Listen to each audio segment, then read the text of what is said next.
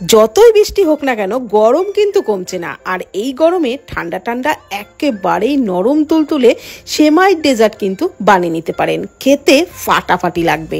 তো এই রেসিপির জন্য একটা ফ্রাইং প্যানের মধ্যে 1 টেবিল চামচ ঘি দিয়ে দিচ্ছি হাফ কাপ সেমুই।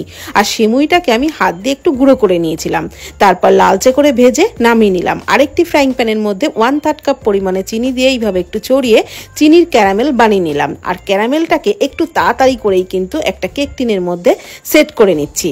ক্যারামেল যেহেতু খুব তাড়াতাড়ি জমাট বেঁধে যায়, তো এই কাজটা একটু তাড়াতাড়ি করেই করতে হবে। ওপর থেকে একটু ভাজা সিমুই ছড়িয়ে দিলাম, তারপর ওই ফ্রাইং প্যানের মধ্যেই 2 কাপ জল দিলাম, হাফ কাপ গুঁড়ো দুধ দিয়ে খুব ভালো করে মিশিয়ে নিলাম। দুধটাকে ফুটিয়ে নিচ্ছি, ততক্ষণে আরও অল্প দুধের মধ্যে 1 টেবিল চামচ আগার আগার পাউডার মিশিয়ে নিলাম।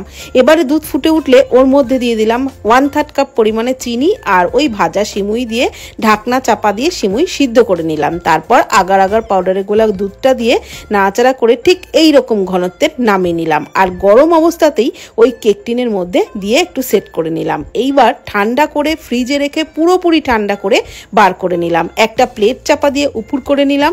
দেখুন একদম সহজেই কিন্তু বেরিয়ে আসলো, আর একেবারেই নরম তুলতুলে হয়েছিল এই ডেজার্টটা। অবশ্যই ট্রাই করুন, গরমের ঠান্ডা ঠান্ডা খেতে দুর্দান্ত লাগবে।